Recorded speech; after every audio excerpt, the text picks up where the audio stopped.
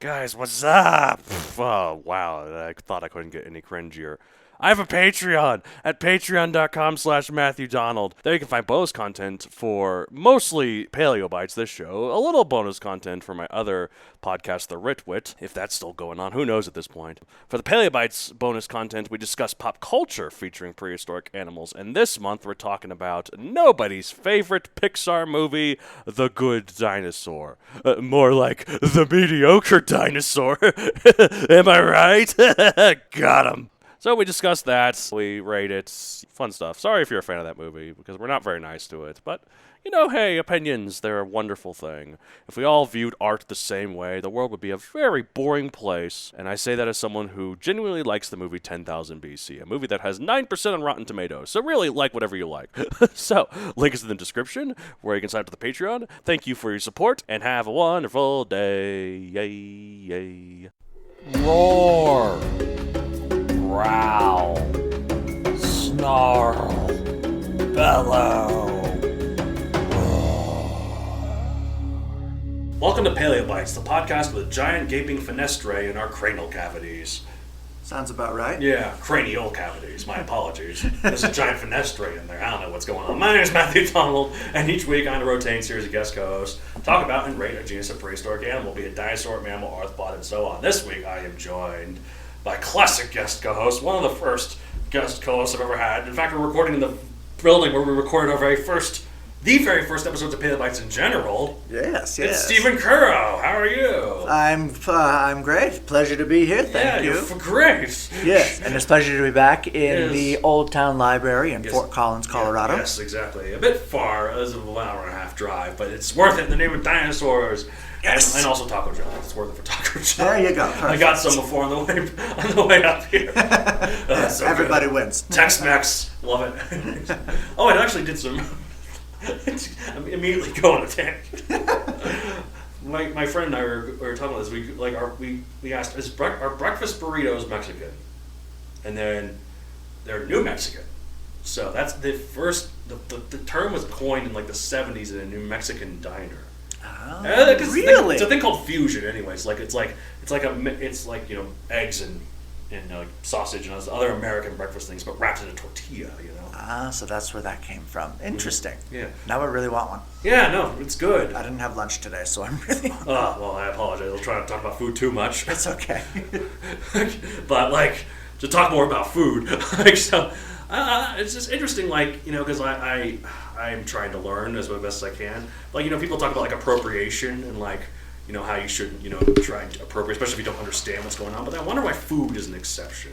I think it's because we can all relate to food. Yeah, I guess that's true. We eat it. Not all of us can relate to dreadlocks or if it's the intention of, if it's something that's really, really cultural, like if you took bread and wine that people use for communion and you started that's a very spiritual thing. You turn that into a fun dining meal that's going to annoy people. Actually, when I was younger, I went more to church with my family because I grew up slightly more religious than I am now. Yeah. And at the communion, the Methodist church I went at, during communion they dipped the bread in the grape juice, and that was so good. I would consider doing that for a party. Just having a big vat of grape juice and dip some bread, and just body and blood of Christ. Oh my goodness! You come from a Christian background, though. Yes. Yeah. So, but I mean, I make oyaku porridge. It's a Japanese rice porridge. Yeah. And I am not Japanese, but hey, they make good porridge and I want it. Yeah, exactly.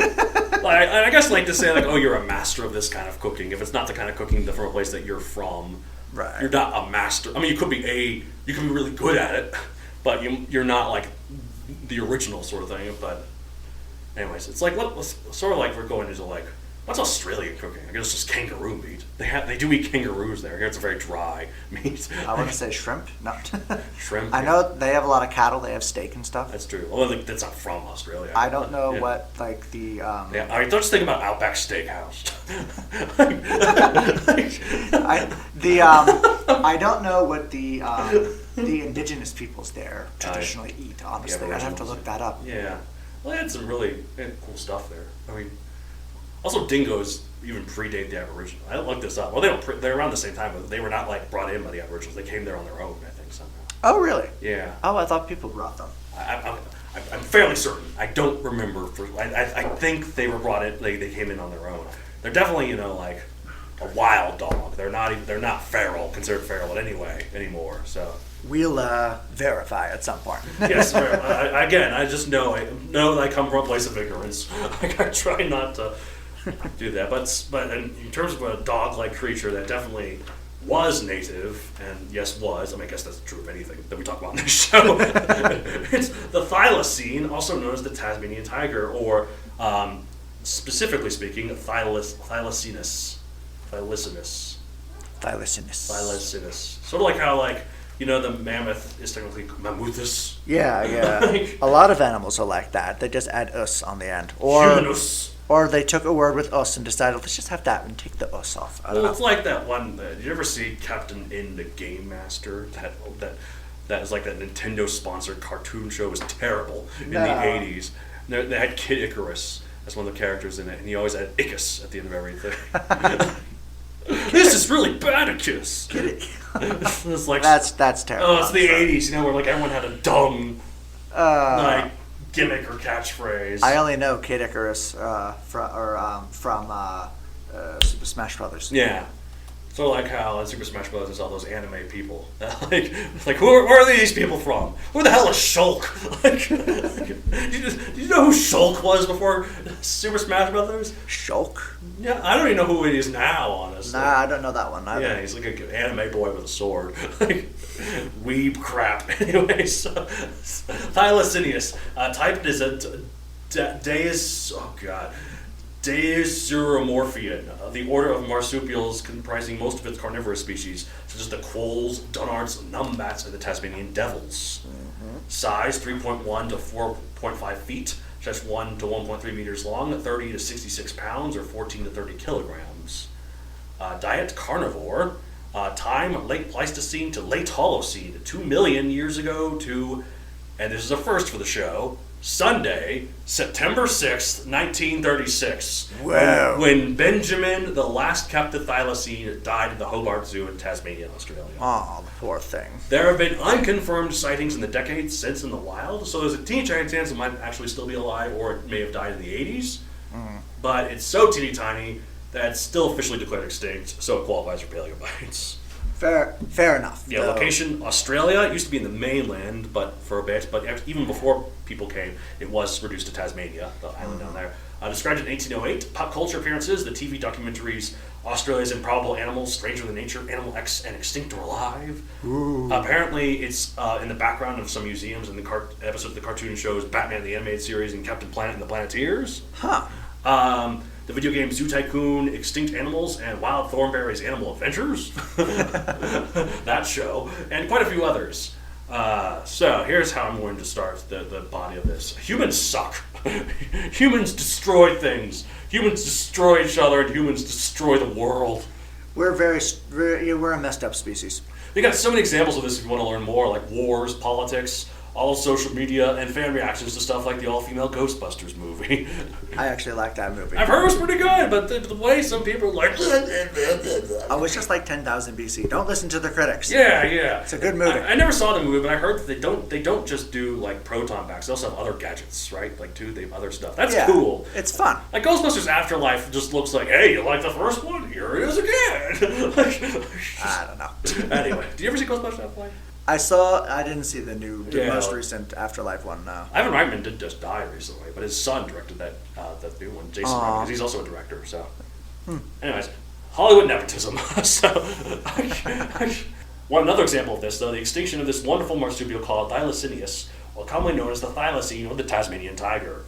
Now, to be fair, it already got extinct from the Australian mainland before, not the Aborigines, before the British settled there, let me specify. Yes. So, but its range reduced only to the island of Tasmania, so we can't blame colonialism for that particular problem, at least. Okay. That's 1 point for you, English colonialism. What's your tally at? -2 billion? Anyways, before we get to how this creature ended, let's go with how it began.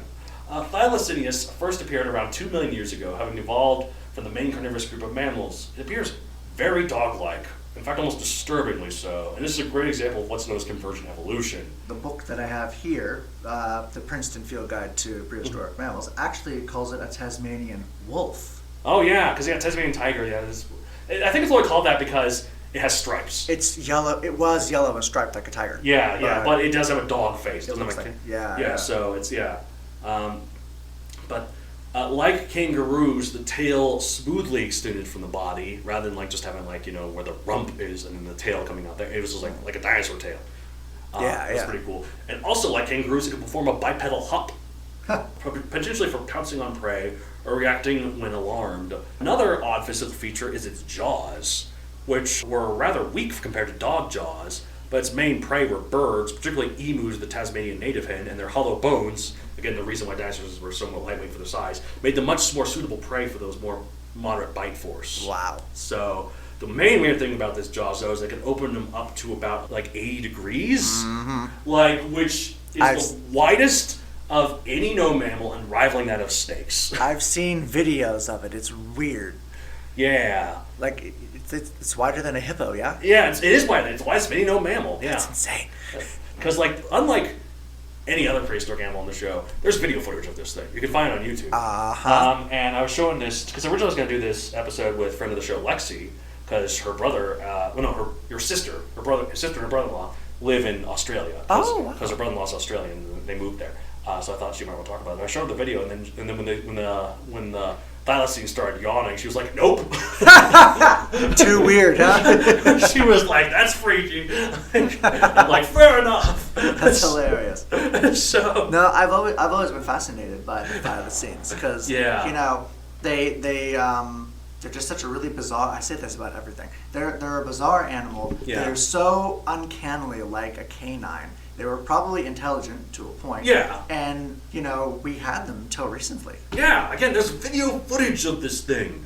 Like, in fact, when I have, like, the picture of the creature on the side of this episode, I might have the picture here be a photograph of it. Like, right. I think that'd be something else. So, in fact, in the book, they have a little sketch, and they have pictures of the last living Thylacines. One of them was there's two in here. So one of them is Benjamin. I don't know who the other one is. And I feel bad for them because this was like a 1930s zoo, man. Ugh. Yeah, it's probably just concrete and like they just dumps meat in there and then rake up the poo sometimes. You see videos of the enclosure. It's not like what you would see at the Denver Zoo today. Yeah. Like zoos, like some people are still against zoos. They're definitely a lot better now than they used to be, especially when they're used for conservation and trying to use rehabilitation programs. And now the animals are pretty happy, I think. I mean, I don't know. They could be bored, but I guess that's why we give them toys and other stuff. But but they don't have predators. They don't have to die from predators. So zoos have come a long way. And, yes. I mean, while there is a lot of negative press around them, they do help invigorate kids. What I mean to say is they invigorate a sense of nature within children. Yes, exactly. So, it's much better than someone like SeaWorld, like they did with the orcas. Oh, God, yeah. So, but no, zoos have gotten a lot better, though. And so I feel kind of bad for these. Like, I wonder if we had found them now, I guess we would have focused more on making them survive more rather than back then. They'd be like, "Oh, come on, look at this weird creature." Right. Step right up to see the last living. Yeah, last living thing. Click prod it with a cattle prod. Launches it, opens its wide mouth in agony. So I guess humans aren't quite so terrible if we're slowly learning from our mistakes. Slowly getting better, ever so slowly. Not as fast as I'd like, but I'd like to think that the reason why they keep saying if we don't do something about climate change in 10 years, it's past the point of no return. And some people are like, "Oh, but we said that 20 years ago." And I'm like, maybe we're slowly getting better. We're postponing it. Maybe. I like that. Because we are slowly getting green. If you look at New York City pictures of it in the 70s versus now. Oh, it's awful. Oh my God, it's so much better. Was it the St. Louis? I think. Yeah. The river was brown. Yeah. It was awful. It was sludge. Yeah, and didn't it catch fire?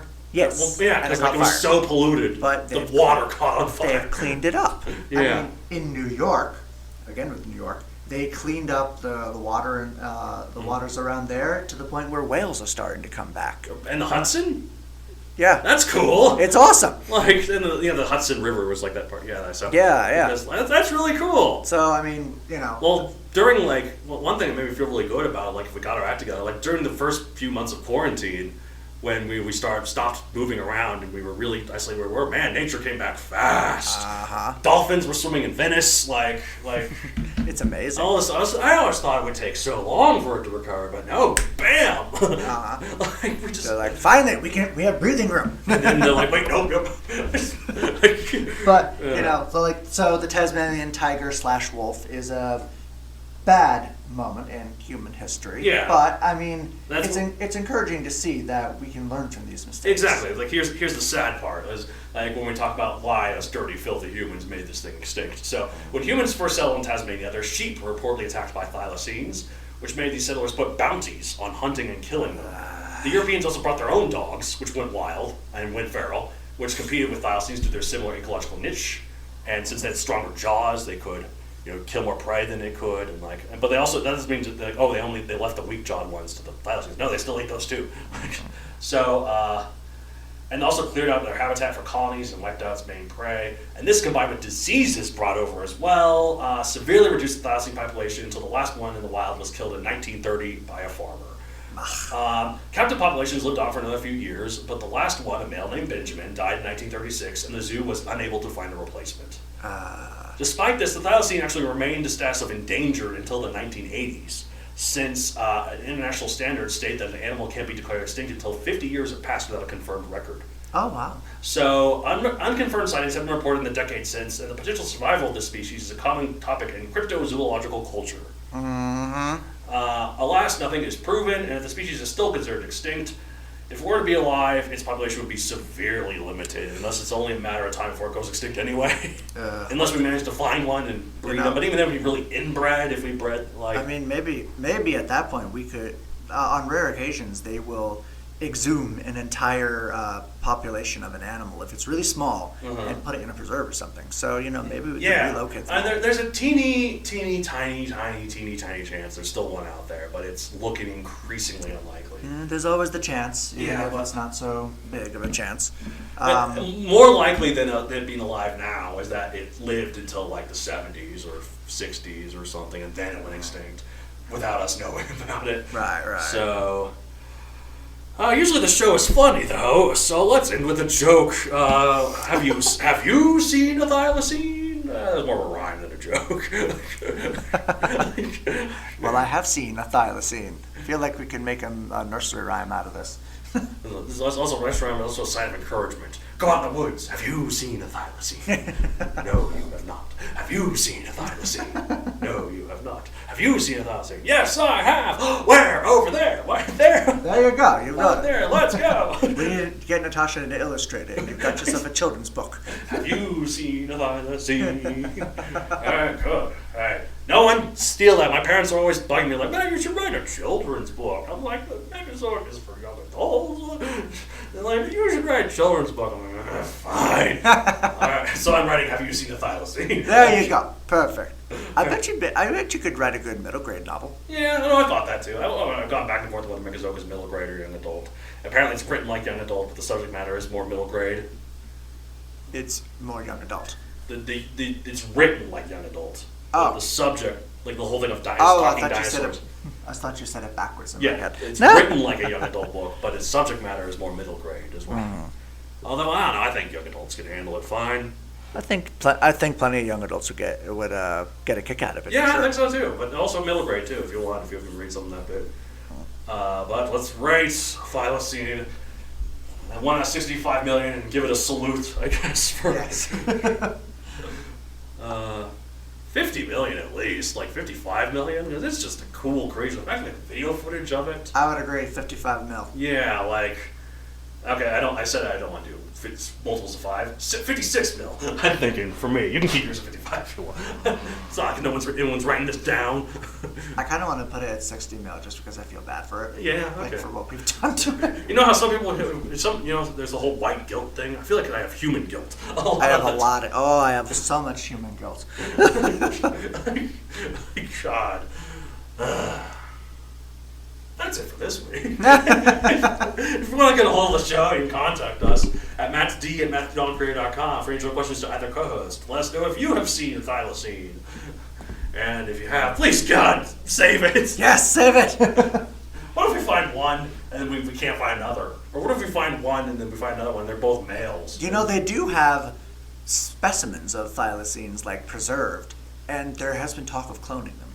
Jurassic Park, this is where you should be. There you go. Stop trying to bring those stupid mammoths back. Mammoths, they had their shot. The world is not fit for mammoths anymore. Thylacines, though, like, I don't know. Oh, I guess if we did bring it back, well, there's still dogs and other stuff there. It's not like we'd really be in the wild again. I mean, unless they had like national parks, so I guess we would now. So. There are national parks in Tasmania. Yeah, okay, well, never mind. Okay, there we go. Bring it back, put it in there. There you go. So, all right. If you want to follow me on social media, you can follow me at Matthew on Facebook, at MatthewDon64 on Twitter, and MatthewDon64 on Instagram. I have a book series on Amazon Megazog available for printing Kindle. If you buy enough sales of it, I will write, have you seen the Thylacine? There you go. Or you can let me know if it's young adult or middle grade. I don't know. It's one of the reasons why it's been difficult to get to publishers, I think. I don't even know what it is. It's my book. It's 110% my book. You know, sometimes really good books don't fit in a box. Yeah, they break boundaries, which I guess publishers hate. They like things to fit in a narrow box of marketability. Exactly. Anyways, what about you? What do you write? So, written. Sorry, this isn't the Writ. That's my other show, which I'll talk about in a sec. I have written multiple short stories and poems. You can find them in The Fifth Die, Sci-Fi Quest, Daily Science Fiction, a few others. My novelette, The Spark, is also available through Here the Publishing. Yes. You can find that and more at my website, stephencurro.com. Stephen C. Curro. Yay! I did it without getting Good tongue-tied. Yay! Cool, good job, good stuff. And like I said, I have a podcast called The Writ Wit, where two twits talk about writing. Go listen to it, guys. I love that show. It's really funny, and Yeah. especially if you want to be a writer. Yeah, it's good stuff, I guess. Anyways, that's it for this week. See you at the end of every episode of Paleo Bites. The next episode will be more funny. Yeah, have you seen the Thylacine?